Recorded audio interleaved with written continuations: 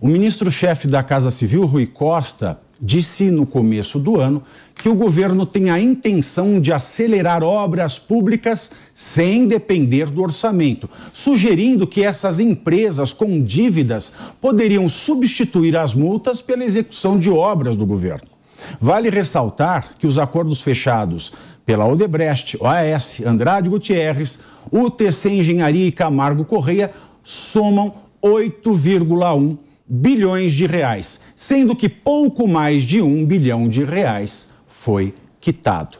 Para quem não lembra, o acordo de leniência foi aquele acordo que as empresas envolvidas em corrupção fizeram e agora parece que essas empreiteiras vão se beneficiar. Mas, Nelson, vou deixar você começar para você poder trazer mais informação jurídica sobre essa questão e explicar para a nossa audiência entender direitinho do que se trata. A gente precisa primeiro saber do que se trata esse acordo de leniência, né? Para entender muito bem, de uma forma muito resumida, o que é o acordo de leniência, é uma espécie de acordo de delação premiada, entre aspas, só que da pessoa jurídica, da empresa. A empresa que está envolvida em determinado ato de corrupção, ela pode voluntariamente, e esse é um requisito da lei, que a iniciativa seja dela, se apresentar como uma empresa que participa de atos de corrupção e, nessa apresentação, trazer informações e documentos. Também é preciso que essa empresa indique as pessoas envolvidas e que ela cesse imediatamente com os atos de corrupção. Tudo isso colaborando com uma investigação e até inaugurando pessoas a serem investigadas, né, nomes a serem investigados, tudo isso em troca de benefícios, em troca desse acordo. Benefícios de ordem financeira, uma redução de multa, entre outros benefícios, como, por exemplo, a possibilidade de continuar contratando com o serviço público. Então, é um acordo que, de um lado, favorece o Estado e principalmente o Ministério Público, porque ele passa a ter informações para investigar corruptos e geralmente agentes corruptos, na maior parte das vezes políticos, e por outro lado a gente tem um contra que essas empresas vão continuar contratando com o serviço público. Nesse caso, nessa notícia em específico, por um lado a gente teria sim uma benesse, o fato de a gente ter as obras públicas voltando a se realizar de uma maneira muito mais rápida, com essas empresas que devem ao Estado cerca de 7 bilhões, já trocando, em vez de pagar multa, apresentem trabalho. Mas, por outro lado, a gente tem uma ilegalidade que impede isso de acontecer, que é uma fase muito importante para qualquer obra pública, principalmente essa na Casa dos Milhões, que é a fase da licitação. Essas empresas não podem agora furar a fila, deixar de concorrer com tantas outras empresas que às vezes nem participaram de eventos criminosos de corrupção, pelo simples fato de deverem ao Estado. Então a gente tem aqui um ponto muito importante que precisa ser observado. Pelo fato delas terem uma dívida com o Estado, elas não podem furar a fila da licitação. Essa é uma análise inicial. Agora, Holliday, o mesmo TCU hoje, ele considera em sequestrar os ônibus que levaram as pessoas para Brasília no domingo, dia 8. O que é isso? Igual faz com um bem que é pego em tráfico, né? O bem é pego, tem origem com rendimento do tráfico, o poder público sequestra, leiloa, usa, leiloa, pega o dinheiro, o reverte para a administração pública, para algum fundo, enfim. Esses ônibus talvez sejam... A gente que conhece o interior do Brasil sabe que tem pessoas que têm um ônibus, tem uma frota de 2, 3 ônibus e eles alugam. Você quer alugar, eles alugam, é o ganha-pão deles. Aí você vai sequestrar esses ônibus já, a investigação nem terminou, você já sequestra o ônibus, já dá fim no sustento de vida dessas pessoas. Veja, eu não estou falando aqui que não há envolvimento ou não, tudo tem que ser investigado. Eu não sei se o dono do ônibus que levou é um ônibus que foi alugado e o cara não sabia para qual finalidade, se o dono do ônibus estava lá, mas já chegar assim de topetão, todos os ônibus vamos sequestrar e causa perdida, enquanto a gente vê um mal tão grande para a democracia quanto a corrupção, recebendo aí um certo prêmio, né, a sugestão de um certo prêmio pelo mesmo TCU.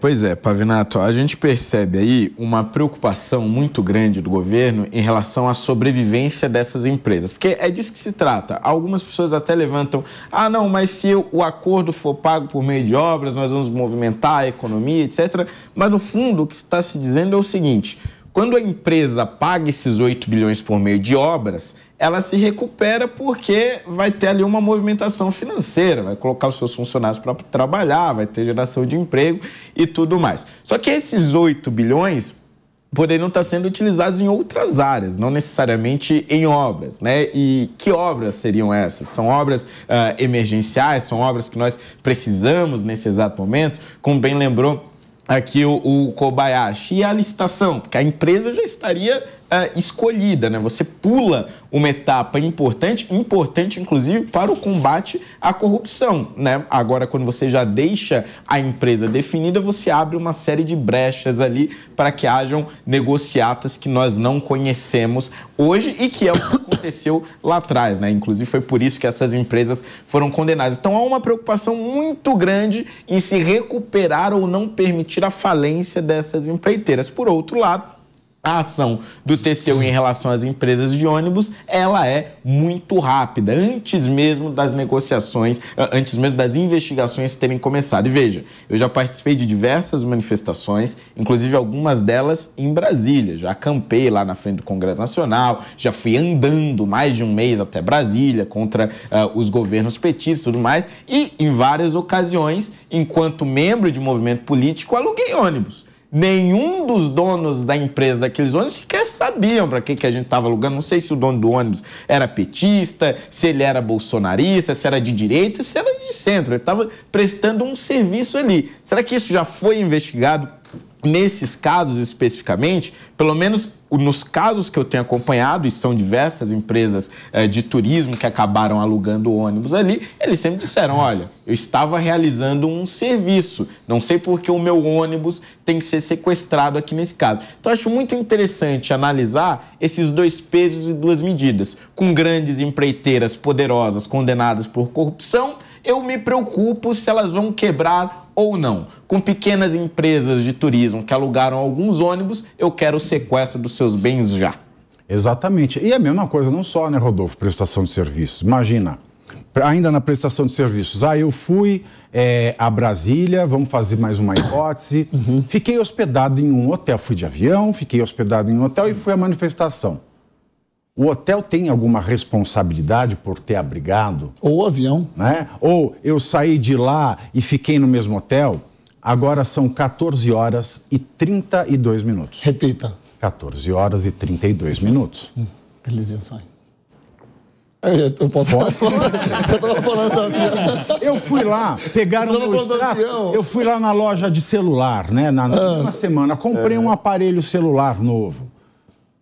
Aí comprei um aparelho celular e acharam no meu WhatsApp que eu estava combinando alguma coisa com alguém. Não tem lógica, né? Eu ia atrás do prestador de serviço, do vendedor, que não tem nada a ver com a atividade. Você sabia que... Aliás, deixa eu dar boa tarde, porque eu não dei boa tarde. Povo lindo. Ele está com a mania de fazer o tirico. Não é o tirico. Lindo. É lá do podcast, eu falo isso. Povo lindo da internet. Bom... É que você não vê a cara deles, né? São lindos. Porque tem um pessoal que fica no chat aí, mas nem a alma. O Pavinato tem uma relação de amor e ódio com o chat do Pingos nos Is. Mas aqui é só amor, né, Pavinato? Eu não vejo o site, eu vejo meus directs que estão bombando. Eu estava discutindo esse final de semana com um cara que ele defende a ideia de investigar e parar, né? Do jeito que está acontecendo, de culpar essas pessoas que alugaram os ônibus, que eles são corresponsáveis sobre isso. E ele tem várias casas de aluguel, ele deve ter umas 8 casas de aluguel no bairro da Vila Maria. E eu perguntei para ele: cara, se você aluga a sua casa para um traficante e a polícia dá lá uma batida e acha um monte de droga, você tem que ser preso junto com esse traficante? Claro que não. É a mesma coisa que está acontecendo em Brasília.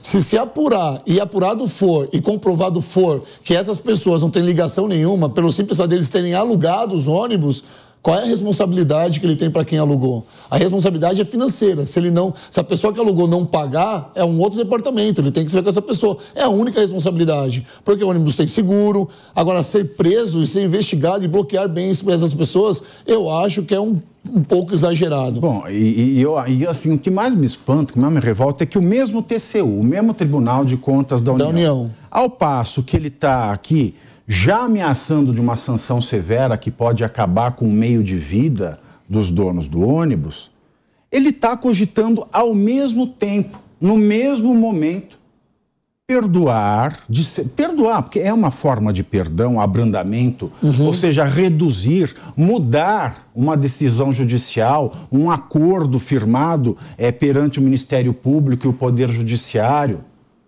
Ele está querendo beneficiar pessoas que não são suspeitas de um crime, mas que são condenadas. Essa leniência, Pavinato, eu vou fazer uma pergunta, não sei, eu estava conversando com o Kobayashi fora, que bateu na pauta com ele. Leniência seria para as empresas a mesma coisa que a delação premiada? Isso, é o relativo. É o relativo. Então, a preocupação deles casa com o que o Holliday falou. A preocupação deles está em não deixar essas empresas falir. Exatamente. Aí sim, eu acho que a galera que está em casa, o povo que está nos assistindo agora, conseguiu entender, porque enquanto pessoa, existe a delação premiada, enquanto empresa, existe a leniência. E agora eu acho que fica claro isso. Então, a preocupação, acho, do TCU não é só em colocar as obras que estão paradas a todo vapor e terminar essas obras. É sim, não deixar essas empreiteiras falirem. Urian. Bom, eu tenho sobre esses dois assuntos 2 palavras. Primeira, punição. Essa é para quem participou deliberadamente, quem vandalizou, quem distribuiu patrimônio público, mas que isso foi comprovado. E realmente eu concordo com vocês nesse aspecto de que se uma pessoa que ela tem lá uma agência de turismo, que ela alugou um ônibus, mas não tem absolutamente nada a ver, essa pessoa ela não precisa ser punida, na verdade ela não deve ser punida. Agora, o que a gente tem que lembrar também é que nem as pessoas que integraram esse movimento, que não é um movimento terrorista, acredito que a gente vai falar sobre isso mais tarde, mas o movimento golpista, elas não são somente as pessoas que estavam lá de maneira presencial. Inclusive, é muito importante que todos aqueles que ajudaram de outra maneira organizar, os que financiaram, os que pagaram para que essas pessoas fossem até lá fazer o que elas fizeram, que elas também sejam punidas. Agora, sobre as licitações. Outra palavra, gente, que isso deveria ser o norte da administração pública brasileira. Eficiência. Qual que é a definição de eficiência? É você sempre tentar fazer mais com menos. Quando você tira um passo tão importante, que inclusive está na Constituição Federal, que é a licitação, você praticamente está deixando uma empresa decidir quanto ela vai cobrar por aquela obra, sem ter qualquer tipo de concorrência. Então, se faltam lá 7 bilhões de reais para serem quitados, talvez numa licitação, uma obra X custasse 100 milhões, 200 milhões. E pode ser que essa empresa agora coloque lá que essa obra vai custar 1 bilhão. Ou seja, no final, ela vai sair ganhando e a gente sai perdendo.